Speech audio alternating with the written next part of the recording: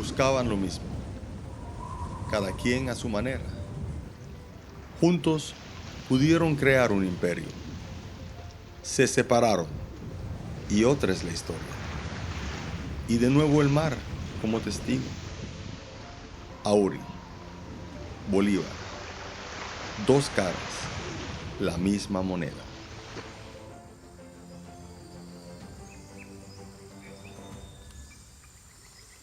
En este proceso casi que no hay nada improvisado. Una cosa está encadenada con otra y conduce a un desenlace, aunque uno en muchos momentos no los articule, pero todo tiene un desenlace particular. Cuando estas islas fueron liberados de España por el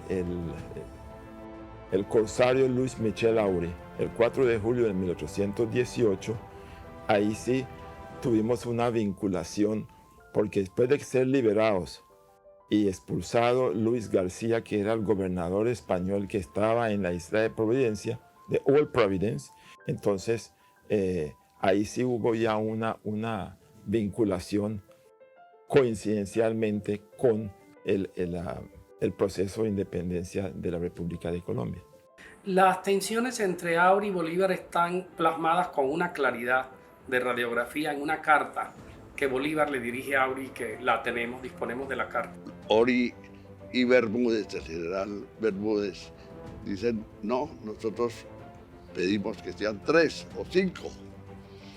Y entonces vienen las votaciones y la división, y ganó Bolívar. Pienso que lo que ocurrió fue que en el primer momento, cuando están en Haití y se trata de conformar toda la expedición para retornar a Venezuela y se discuten las opciones de mando, Auri se opone. Y sacan a Auri del grupo. ¿Por qué la liberación de la isla de Providencia es crucial para el proceso de la independencia de la Nueva Granada y Venezuela? ¿Quién fue Auri? ¿Por qué discute con Bolívar?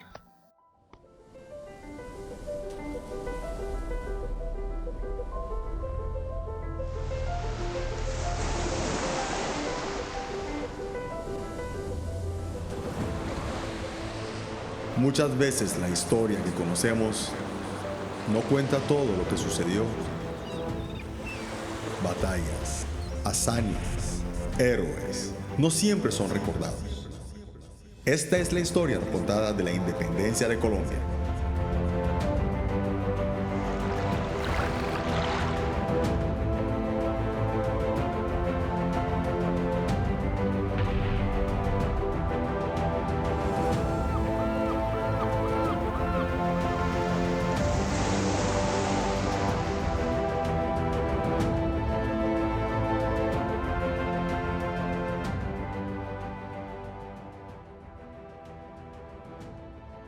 La élite cartagenera sobreviviente está a salvo en Haití.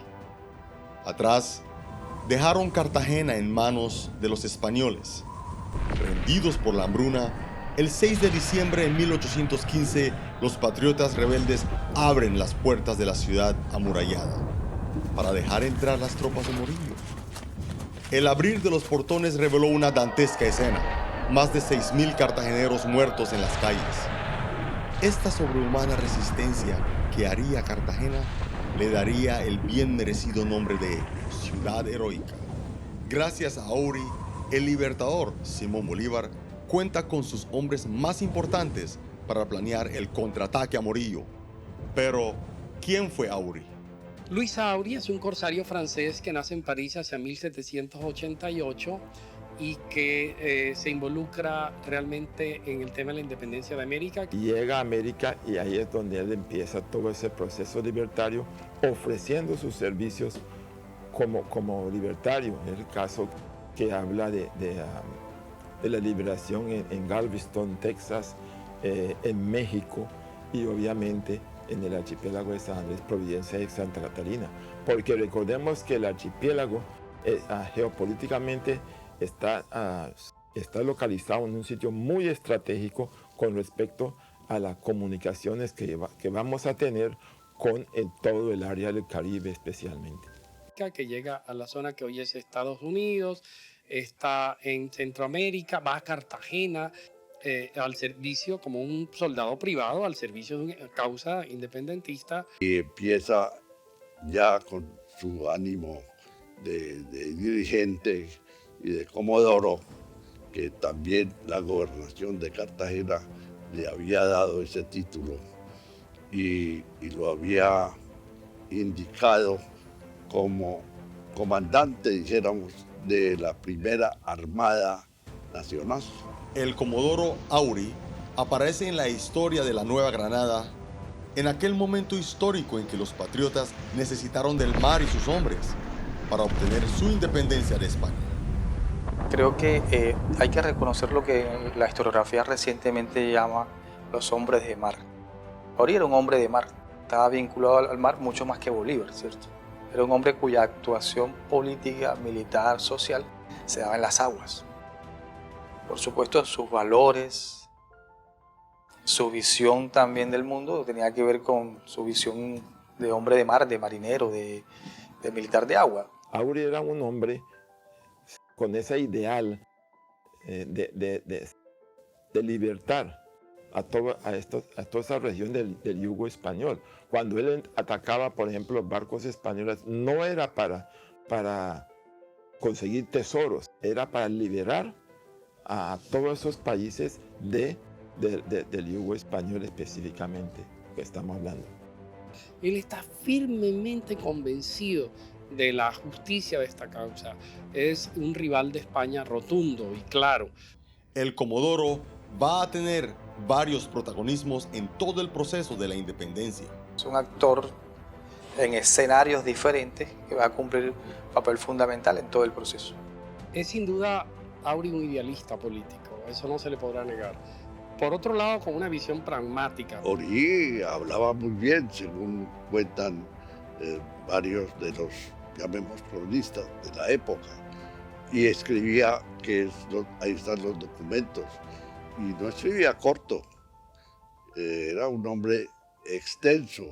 Las cartas a Santander, que eran seguidas, cartas muy extensas, muy bien hechas.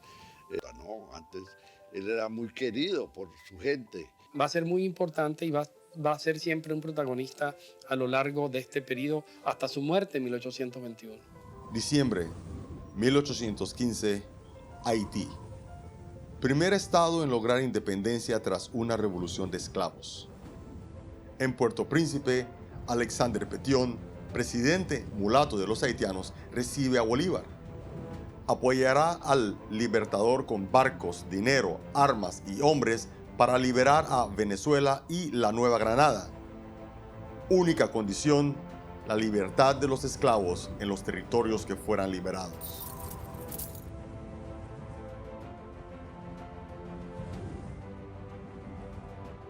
Esperanzado, Bolívar galopa hacia la ciudad de Los Cayos, al sur de la isla, para hablar con los patriotas que escaparon de Cartagena con Auri. Urge planear la misión de contraataque a Morillo. A esta reunión asisten el hombre de la isla de Curazao, Louis Brion,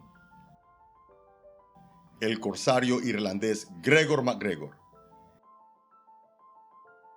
el gobernador de Cartagena, José Francisco Bermúdez, los comerciantes hermanos Gutiérrez de Piñeres, el intendente Sea y el comodoro Auri, entre otros.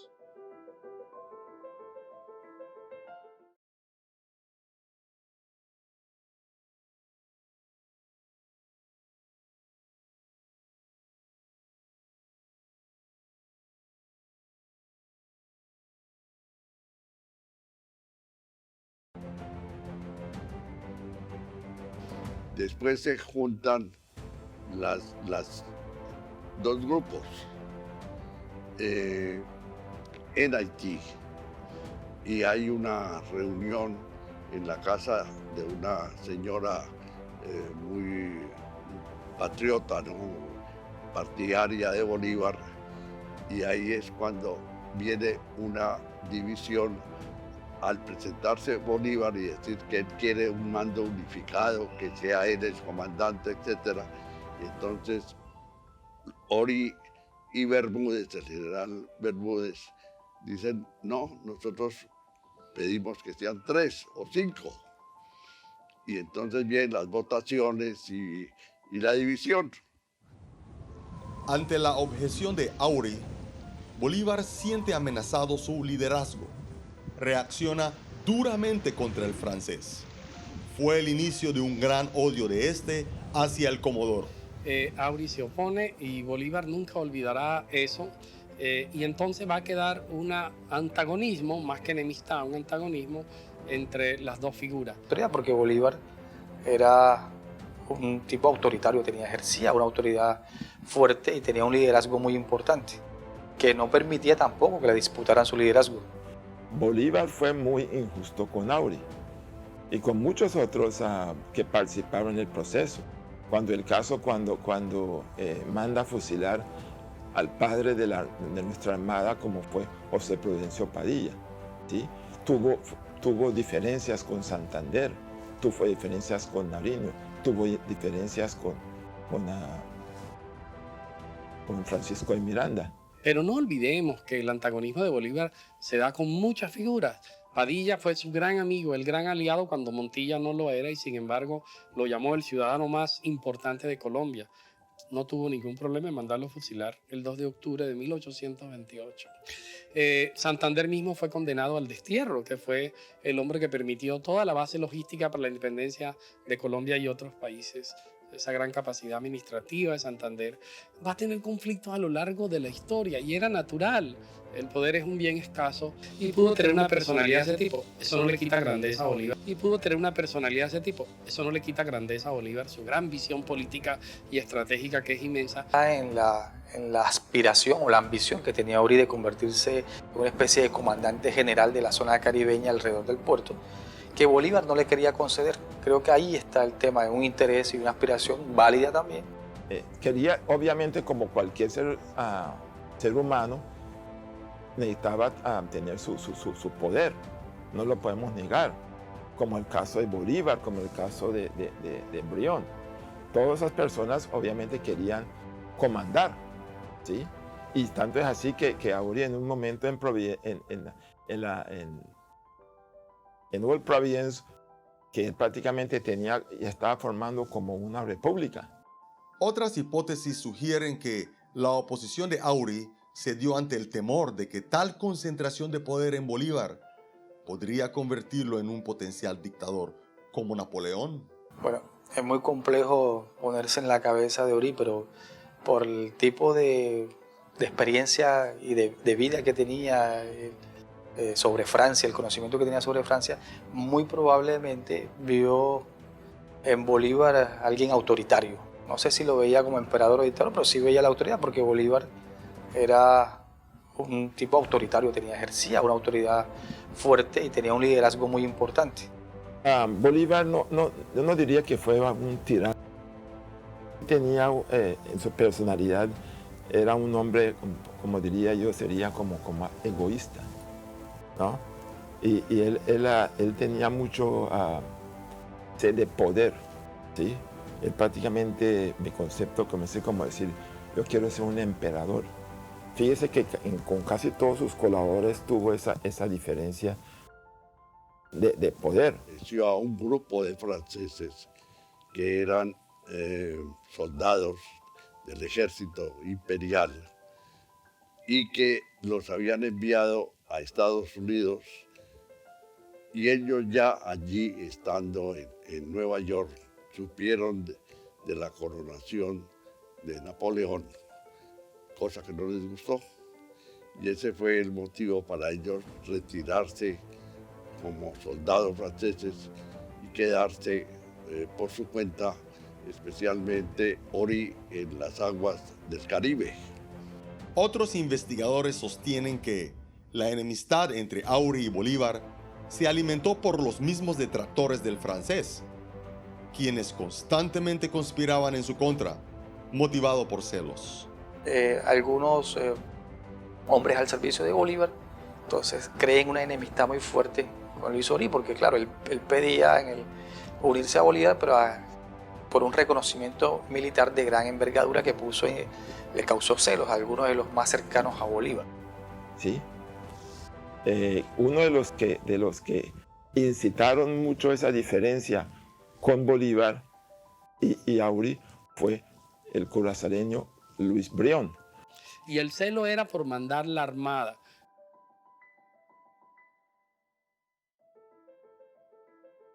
Y eso fue para mí la causa más importante del distanciamiento entre Bolívar y Auri, que Brión, a quien Bolívar escuchaba con mucho respeto y atención, siempre indispuso a Auri permanentemente.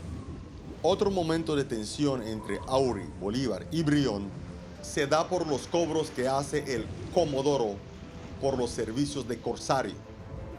Brión era un hombre educado en las formas rígidas europeas y era un hombre muy desprendido. Nunca pudo comprender que Auri actuase como un corsario y que no tuviese una actitud altruista, o sea, totalmente altruista hacia las riquezas de la República. Cada vez que Auri pasaba una cuenta de cobro sobre algo, Brión montaba indudablemente en cólera. Bolívar no quería que Auri pasara cuentas y cobrara toda esa evacuación de Cartagena que él mantenía permanentemente y decía, vea, las arcas republicanas están exhaustas, han hecho un esfuerzo muy grande, no podemos pagar más. Auri era un líder práctico y pragmático y más que nadie sabía de los costos reales que implicaba un proyecto libertario. Armar un ejército y armar una flota tiene costos, tienes que reclutar marinos, tienes que reparar y mantener barcos, adquirir nuevos barcos.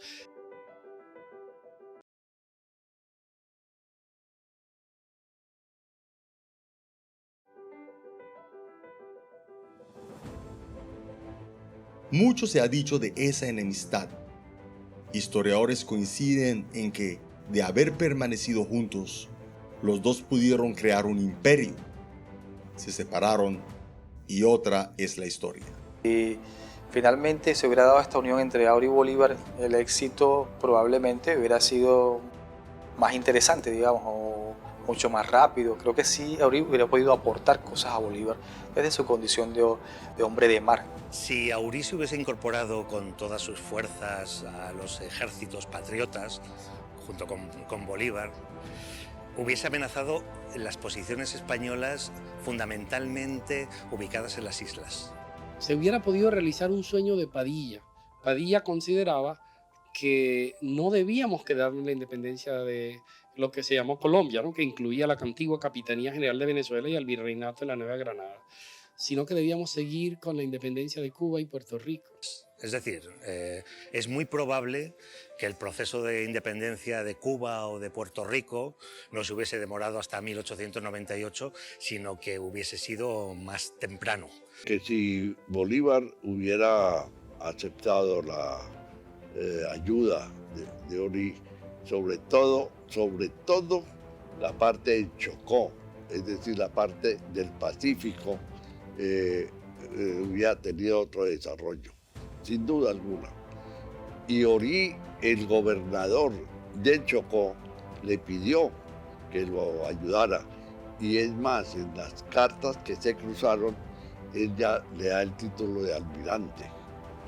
Pero eso fue ya en sus últimos años. Sin embargo, Colombia, entendiendo a Ecuador, Colombia, Venezuela y la Panamá de hoy, unidos, se volvió una especie de pompa de jabón para las potencias europeas y se veía como el país promisorio y una potencia emergente. Esa flota era necesaria.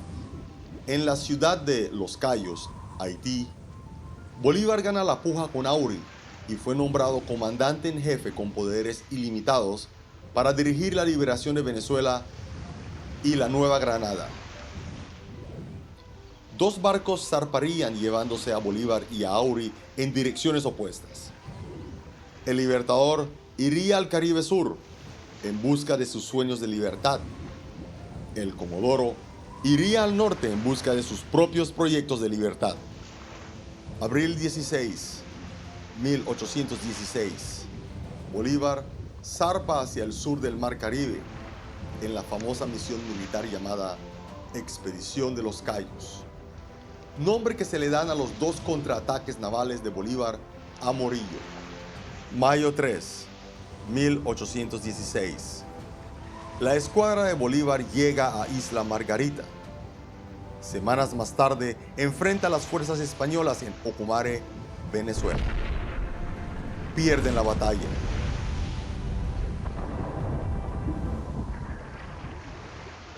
Bolívar huye con sus hombres para ponerse a salvo en la isla de Bonaire.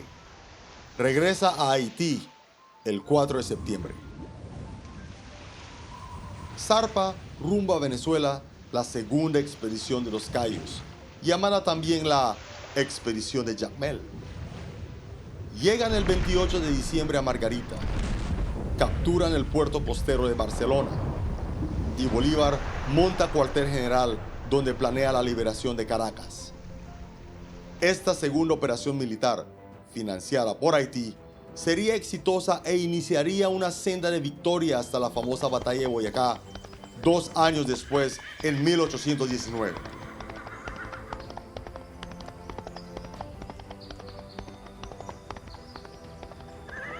A raíz de la discusión con Bolívar, Auri comprende que necesita un lugar propio para montar una base de operaciones. Se obstinará con la idea de fundar, por su cuenta, un puerto rebelde, desde donde poder neutralizar el dominio español en la región.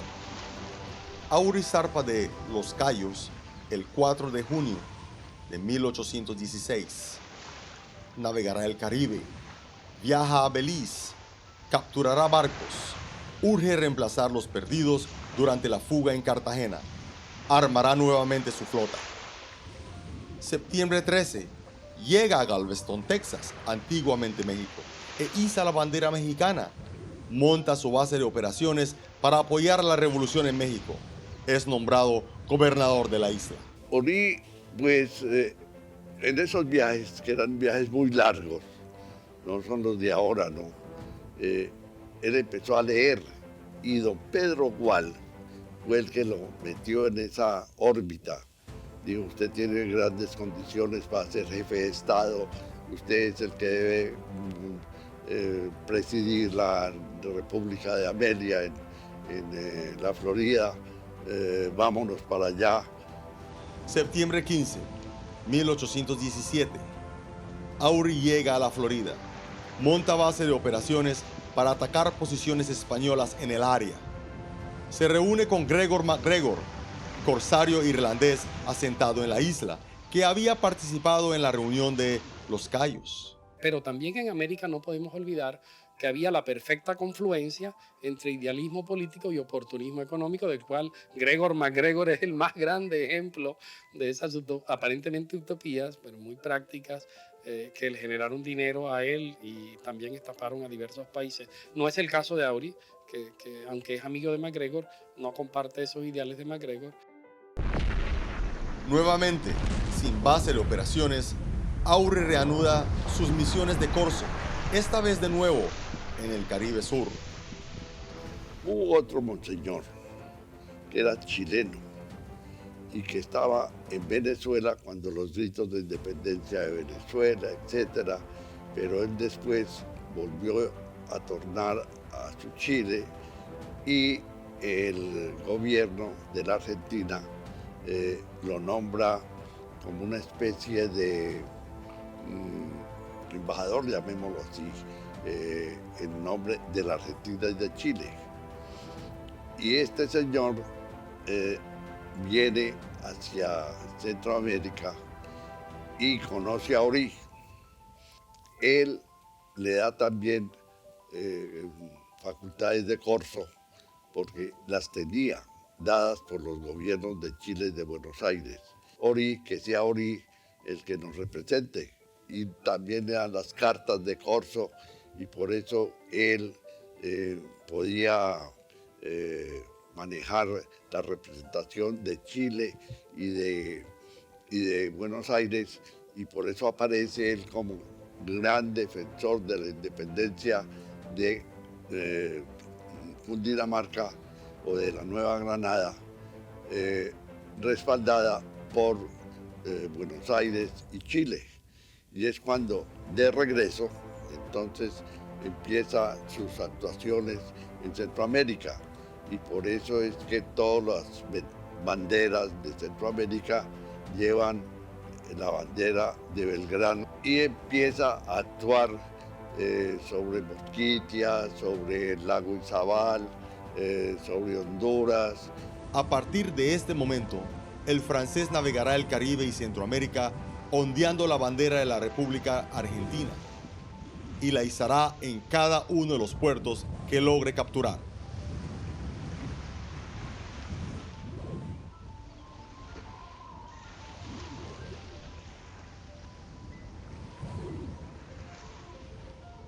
Cada vez más historiadores coinciden en que la toma de Providencia por parte de Auri, que antecede en un año la batalla de Boyacá, es el primer acto de liberación del control español en el territorio de la Nueva Granada, después de la reconquista de Morillo.